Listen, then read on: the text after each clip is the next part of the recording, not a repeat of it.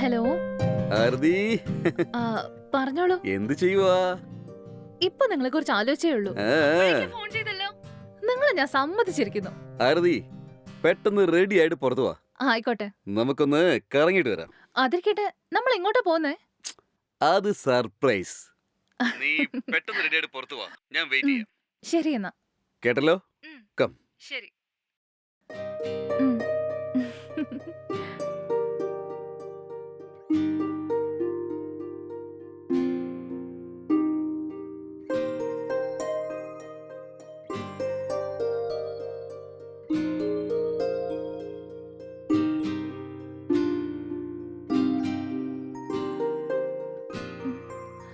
ഇതെന്താ ഇതുവരെ ആളെ കാണാത്തെ?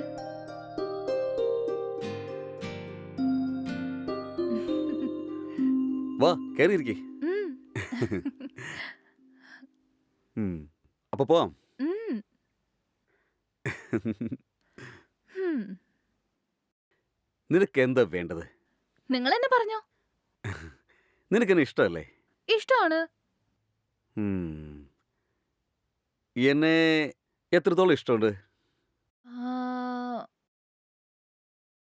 ഒരുപാട് ഇഷ്ടോ. എന്നെ ഇഷ്ടപ്പെടുന്ന അത്രത്തോളം നിനക്ക് ഏത് ഐസ്ക്രീമാണ് കൂടുതൽ ഇഷ്ടം? അങ്ങനെ ചോദിച്ചാ എനിക്ക് ഐസ്ക്രീം തീരെ ഇഷ്ടമല്ല. ഉം, ഞാനെന്ന് പറഞ്ഞാൽ നിനക്ക് അത്രയ്ക്ക് ഇഷ്ടമാണോ? ഉം. ആ, നിങ്ങളെന്ന് വെച്ചാലേ എനിക്ക് എന്റെ കണ്ണുകൾ പോലെ, ഓ, എന്റെ മനസ്സ് പോലെ, ഉം. എന്റെ ജീവനെ പോലെ. അപ്പൊ നന്ദു? ആ, അവനെ വേണമെന്ന് ഞാൻ പറഞ്ഞോ? നിങ്ങളല്ലേ അവനെ എന്റെ തല കെട്ടിവെച്ചേ. ഉം. നിന്റെ ഫീൽ എനിക്ക് മനസ്സിലാവുന്നുണ്ട്. നിന്നെ കെട്ടാൻ വേണ്ടി ഞാൻ കുറച്ച് ലേറ്റായിട്ട് ജനിക്കേണ്ടതായിരുന്നു. അല്ലെങ്കിൽ നീ കുറച്ച് നേരത്തെ ജനിക്കേണ്ടതായിരുന്നു. ഈശ്വരൻ നമ്മുടെ രണ്ടുപേരുടെയും ജീവിതത്തിൽ നല്ല ഗെയിമാണ് കളിച്ചത്. ഇപ്പൊ നിനക്ക് എന്റെ ഫീൽ മനസ്സിലാവുന്നുണ്ടോ? മനസ്സിലാവുന്നില്ലേ? ഏട്ടാ, നിങ്ങളൊരു വാക്ക് പറഞ്ഞാ മതി, ഞാൻ എന്തും ചെയ്യാൻ തയ്യാറാ. എനിക്ക് നിങ്ങളോട് അത്രയ്ക്ക് ഇഷ്ടമുണ്ട്. ശരി ശരി, പോകുന്ന വഴിയിൽ ഏതെങ്കിലും കടയിൽ നിന്ന് ഒരു ഐസ്ക്രീം മേടിച്ചു തരട്ടെ? ആ. ഓക്കെ.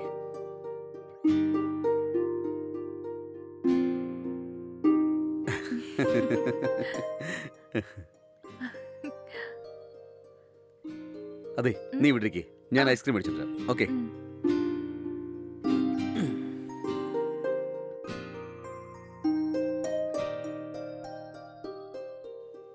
ഇന്ന്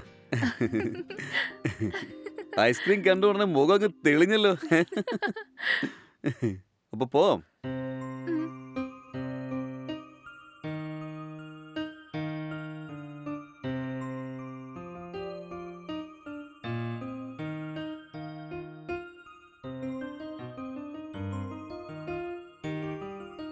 ആരതി, നിനക്കിതിന്റെ ഫ്ലേവർ ഇഷ്ടമായോ? ഒത്തിരി ഇഷ്ടമായി. എന്നിട്ടാണ് ഇങ്ങനെ കഴിക്കുന്നത്? നല്ലപോലെ ആസ്വദിച്ച് കഴിക്കേ. ഓക്കെ.